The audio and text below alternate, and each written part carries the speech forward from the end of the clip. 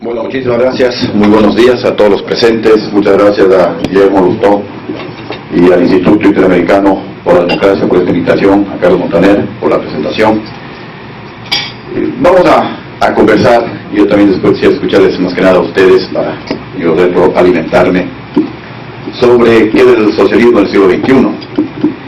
Y es la pregunta que nos hacemos, creo todos, ¿qué es el socialismo del siglo XXI? Y nadie lo sabe, ni siquiera el mentor del presidente Hugo Chávez, el presidente del Ecuador, Rafael Correa, tampoco lo quiere decir, o no lo saben, o no lo quieren decir, pero sí hay evidencias clarísimas, parámetros clarísimos, que nosotros los podemos mencionar y que nos permiten comparar, por ejemplo, con el comunismo cubano, con el estalinismo de la ex Unión Soviética o con el fundamentalismo de Irán. Porque, ¿qué es lo que estamos viviendo en el Ecuador? En el Ecuador no hay una auténtica independencia de las funciones o poderes del Estado. El presidente de la República prácticamente domina el Poder Judicial, como lo vamos a ver con evidencias a continuación. En el Ecuador no hay una auténtica libertad de expresión.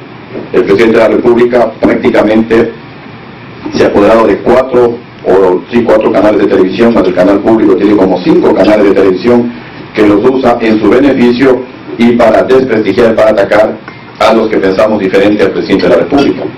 En el Ecuador no hay partidos políticos, al igual que no los hay en Cuba, al igual que no los había en la Unión Soviética, al igual que no los había en Alemania comunista, al igual que sucede pues en estos países totalitarios.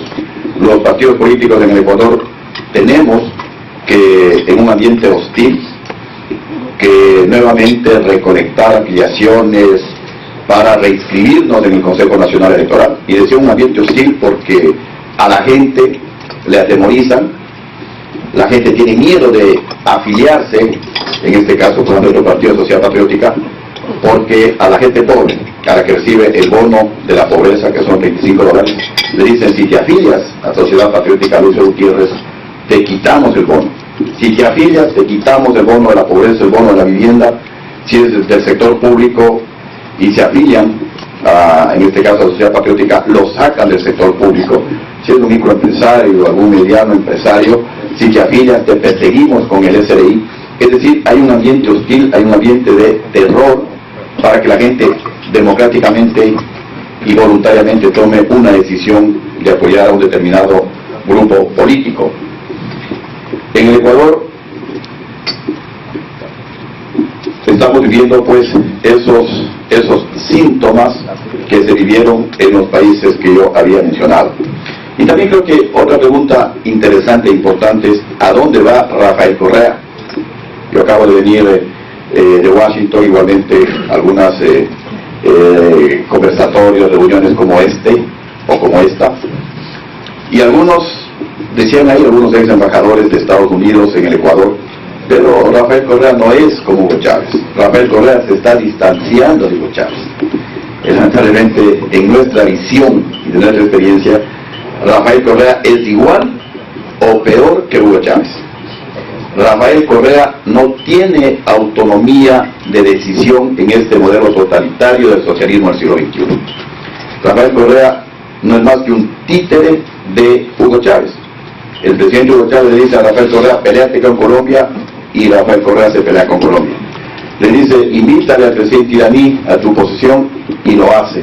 Firma convenios con Irán, y el presidente Correa cumple esa disposición. En la arrogancia que tiene el presidente Correa, en la prepotencia que tiene el presidente Correa, que no admite que nadie le diga absolutamente nada, y cuando por ahí pues 8 o 10 ecuatorianos y ecuatorianas le pidieron al presidente trabajo, bueno, presidente, vaya a trabajar en lugar de estarse paseando por ahí. El presidente lo que hacía es: métale preso a esa vieja pelucona, métale preso a esa persona, cuando todos sabemos que en un gobierno democrático los únicos que pueden meter presos luego del debido proceso son los jueces, pero el presidente de la República pues en su prepotencia actúa de esta manera. Sin embargo, cuando el presidente Chávez llega al Ecuador, le llama la atención al presidente Correa en público Y los ecuatorianos decimos, bueno, no le está tan mencionada autonomía, pues, y soberanía que tanto reclama y dice el presidente Correa. Por ejemplo, le decía, pues bueno, oye, a él, oye muchacho, como le trata él, tú aquí dándote besos con Hillary, por la visita que hizo la secretaria de Estado del Ecuador. En otro momento dijo, una reunión que tenían de la ALBA en la provincia de Imbabura, y los indígenas fueron a reclamar al presidente Correa y rodearon el sitio donde estaban llevándose esta reunión, y el presidente Chávez pues le llama la atención a un presidente ecuatoriano en territorio ecuatoriano, oye, ¿qué pasa? ¿Por qué te dejas rodear de los indios? En otras palabras, oye, ¿por qué no actúas? Como que el superior le da una disposición al subalterno. Son evidencias clarísimas que demuestran la vinculación, y que el presidente Correa va por el mismo camino que caminó y que está caminando el presidente Hugo Chávez de Venezuela. Y todos sabemos que Venezuela va a una cubanización, y el Ecuador pues también llegará más temprano que tarde en esta dirección. Otra pregunta que yo creo que siempre surge, bueno, ¿y este modelo del socialismo del siglo XXI es sustentable? ¿Va a permanecer en el tiempo? La respuesta es no. El momento que desaparezca Hugo Chávez, que desaparezca Rafael Correa por cualquier circunstancia, este modelo se va a caer, este modelo no es sustentable.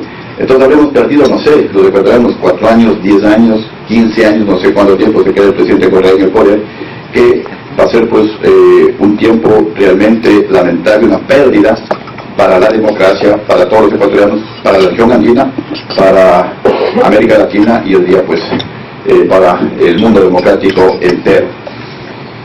Pero bueno, pasemos a ver algunas de los resultados, como dice ahí, del socialismo del siglo XXI en el Ecuador.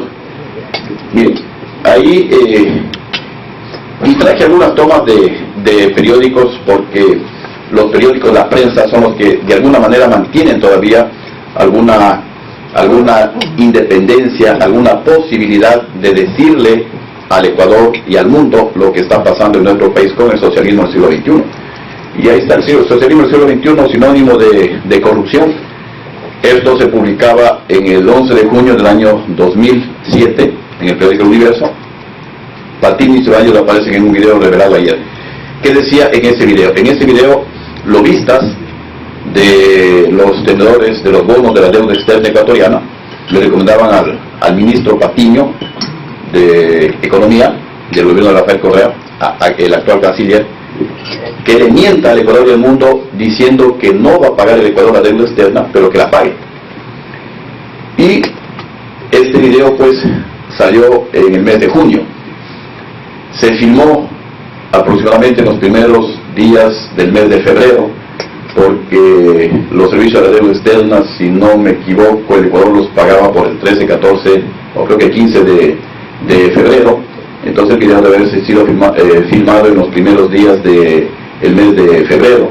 Y a los 4 meses, cuando sale a la luz pública, bueno, causó indignación, horror en el pueblo ecuatoriano, porque hablaban de que si es que el ministro, utilizando toda la infraestructura del Estado, decía que no va a pagar los servicios de la deuda externa, la cotización obviamente iba a bajar, y que ellos se beneficiarían entre 50 y 250 millones de dólares. Eso se escuchaba y se veía en el video. Pero el gobierno hábilmente dijo que esto lo hizo para demostrarle al Ecuador y al mundo la corrupción en todo ese tema de la deuda externa. Pero aquí surgen rápidamente 2 preguntas. Primero, si esa era la intención, ¿por qué esperaron 4 meses para denunciarlo? Y si ese video no se filtraba y no se hacía público, los ecuatorianos nunca nos habríamos enterado de que hubo esa reunión. Y segundo, lo más evidente, que el ministro Patiño, es decir, el gobierno de Rafael Correa, hizo exactamente lo que le sugerían los lobistas de los tenedores de la deuda externa, es decir, mentir al país y al mundo, prácticamente realizar una estafa nacional e internacional al decir que no iba a pagar la deuda externa y pagar la deuda externa. Hizo lo que le estaban recomendando, lo que veíamos en el video. Este caso se lo bautizó en el Ecuador como los Patiño videos y permanece en impunidad. Es el socialismo del siglo XXI. Miren, había rumores en el Ecuador de que el hermano del presidente tenía contratos con su gobierno, con el gobierno de Rafael Correa. Rafael Correa en alguna ocasión dijo, si me demuestran que mi hermano tiene un contrato, yo renuncio. no solamente apareció un contrato, aparecieron decenas de contratos. El señor que aparece ahí es Pablo Chambers, presidente de la Veeduría Ciudadana, nombrada por el propio presidente Correa, para analizar, investigar los contratos que su hermano, Fabricio Correa, tendría con el gobierno de Rafael Correa. Y él pues lo dijo en una entrevista en Ecuavisa, está la fecha 5 de julio del 2010, que ascenderían esos contratos a 600 millones de dólares, y más abajo está subrayado en rojo, podrían llegar a 1.200 millones de dólares. Bueno, se podrá decir que en todos los gobiernos siempre hubo corrupción, y han habido denuncias de corrupción, pero por lo menos antes se investigaban, y en algunos casos si se demostraba se sancionaba. Ahora hay una total impunidad, como también lo vamos a ver más adelante, y más que nada ahora hay evidencias, o digamos pruebas, cosas palpables. Por ejemplo, en mi gobierno, porque la Victoria dice, no, en el gobierno de Lucio Gutiérrez también hubo corrupción, hubo muchas denuncias de corrupción en mi gobierno. A mí mismo me decían que tenía casas por todo el Ecuador, que tenía haciendas, que mi familia tenía condominios, que mi hermano Limar tenía pozos petroleros. Entonces, estando, luego del golpe de Estado en mi contra, exiliados en Brasil y luego exiliados en Colombia, renunciamos al asilo político de Colombia y retornamos al Ecuador, a la prisión, al penal García Moreno, a dar la cara. Mi abogado me decía que no, que es una barbaridad la que voy a cometer, mi familia me imploraba que no lo haga.